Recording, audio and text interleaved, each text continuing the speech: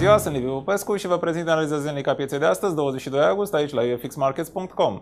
Bursele de valori din SUA au închis în scădere ziua de tranzacționare. Înainte de închidere, piețele au făcut o ajustare tehnică dezavantajoasă după ce S&P 500 atinsese cel mai înalt nivel din ultimii 4 ani, de 1425.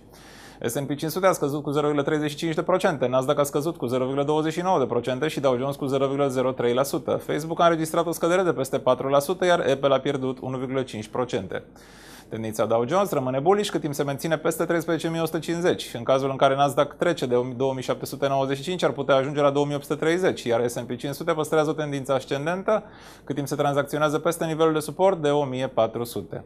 Dolarul american s-a depreciat față de cele mai multe valute, după ce investitorii se așteaptă la indicii despre un posibil Q3 în timpul întâlnirii de astăzi a CFPD.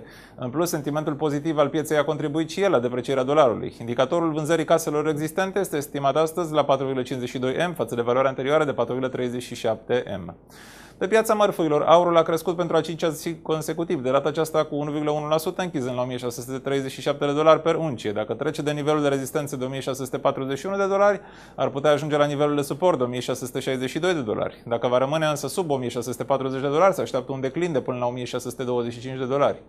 Țițeiul a crescut ușor la sfârșitul zilei, dar se află în continuare aproape de cea mai mare valoare din ultimele 3 luni, deoarece investitorii se așteaptă la o creștere a prețurilor. Tendința rămâne bullish cât timp este tranzacționat peste nivelul de $96,40, iar dacă se depășește pragul de rezistență de $97,7, creșterea ar putea fi de până la $98,2. Euro s-a apreciat față de dolar și a ajuns la cea mai mare valoare din ultimele 7 săptămâni datorită optimismului din Grecia și costurilor de împrumut ale Spaniei, care au scăzut în urma unei licitații de obligațiuni. Dacă se tranzacționează peste nivelul de suport de 1,2440, momentumul perechii va fi pozitiv și ar putea ajunge la nivelul de rezistență de 1,2520. Dar în caz contrar ar putea ajunge la 1,2380. Euro, ultima valoare, 1,2465. Lira sterlină a ieșit din triunghiul ascendent pe care l-a format săptămâna trecută și a trecut de nivelul de rezistență de 1,5740. Împrumutul net al sectorului public se află într-o situație mai rea decât era estimat, dar acest lucru nu împiedică creșterea lirei. Tendința pentru această monedă rămâne bullish și se află aproape de nivelul de rezistență de 1,5820. Lira sterlină, ultima valoare, 1,5780.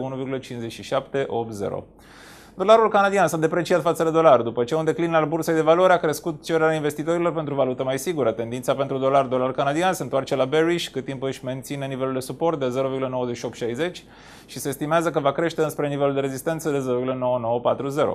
Dolar canadian, ultima valoare, 0,99. Asta e tot pentru astăzi, sunt Liviu Popescu și v-am prezentat principalele informații ale pieței valutare aici la ufxmarkets.com.